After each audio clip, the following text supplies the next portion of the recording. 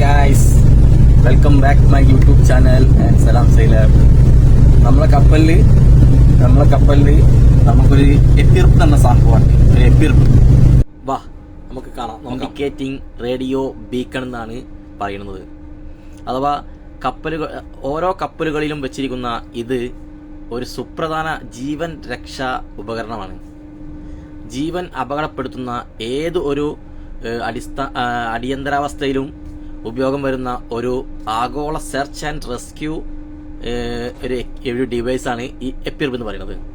അത് നമ്മളെ ആഗോള സെർച്ച് ആൻഡ് റെസ്ക്യൂ ടീമുകളായ അധികാരികളെ അറിയിക്കുന്നതിനും നിങ്ങളുടെ ഏത് ഷിപ്പാണോ മുങ്ങുന്നത് അതിൻ്റെ കൃത്യമായ സ്ഥാനം നൽകുന്നതിനും ഈ എപ്പിർപ്പ് നമുക്ക് സഹായിക്കും.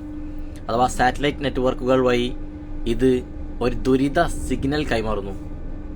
ഓരോ ഷിപ്പിനല്ല, ഓരോ തൊട്ടടുത്തുള്ള ഒരുവിധമുള്ള ഷിപ്പുകൾക്ക് മൊത്തം ഇതിൻ്റെ സിഗ്നൽ കൈമാറും. ഇതെങ്ങനെ പ്രവർത്തിക്കുന്നു നമുക്ക് നോക്കാം. അഥവാ ഓരോ സാറ്റലൈറ്റ് അലേർട്ടുകൾ ട്രിഗർ ചെയ്യുമ്പോൾ അത് 406 മെഗാഹാർട്സ് ഫ്രീക്വൻസിയിൽ അന്താരാഷ്ട്ര കറക്റ്റ് ലൊക്കേഷൻ തൊട്ട സാറ്റലൈറ്റ് സിസ്റ്റത്തിലേക്ക് ഒരു ദുരന്ത സിഗ്നൽ പ്രക്ഷോഭണം ചെയ്യുന്നതുമാണ്. അത് കപ്പലിന്റെ കോർഡിനേറ്റുകളെ, ഈ കപ്പലിന്റെ ഒരുപാട് കോർഡിനേറ്റുകളായിട്ടുള്ള ആൾക്കാരുണ്ടാവും, ആ കോർഡിനേറ്റുകളെ മിനിറ്റിനുള്ളിൽ ചൂണ്ടിക്കാണിക്കുകയും ഇതിനു വേണ്ടിയിട്ടുള്ള രക്ഷാപ്രവർത്തന സമയം ഗണ്യമായി കുറയ്ക്കുകയും ചെയ്യുന്നു. ഹോമിംഗ് സിഗ്നലുകൾ അഥവാ ബീക്കൺ ഭൗതികമായി കണ്ടെത്തുന്നതിന് അടുത്തുള്ള ഏതെങ്കിലും വെസലിന്റെ അഥവാ തൊട്ടടുത്തുള്ള റെസ്ക്യൂ ടീമുകളെ സഹായിക്കുന്നതിന് ഒരു വലിയ ദ്വിതീയ ഹോമിംഗ് എമർജൻസി സിഗ്നൽ പുറപ്പെടുവിക്കുന്നതുമാണ്. അഥവാ നമ്മളെ ഷിപ്പിലൊക്കെ ഇത് ഇപ്പോൾ ഓണാക്കി കഴിഞ്ഞാൽ ഇങ്ങനെ ഈ ഒരു എപ്പിർപ്പ് ഷിപ്പ് മുങ്ങിപ്പോകുന്ന ഒരു സാഹചര്യം വന്നു കഴിഞ്ഞാൽ ഓട്ടോമാറ്റിക്കായിട്ട് ഇത് ഓണാവും.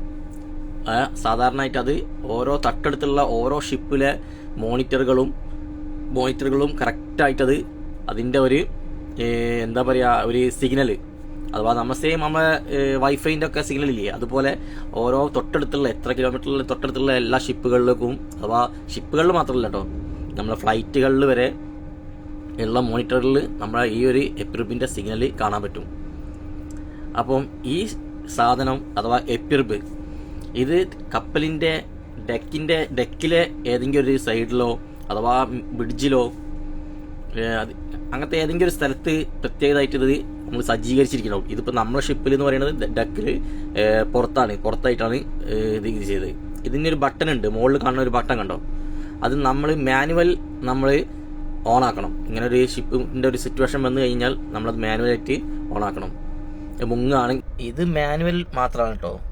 പിന്നെ ഓട്ടോമാറ്റിക് സിസ്റ്റം വേറെ ഉണ്ട്. അതൊരു 4 മീറ്റർ വെള്ളത്തിൻ്റെ അടിയിലേക്ക് പോകുമ്പം അതിൻ്റെ ഒരു ഇത് വഴി.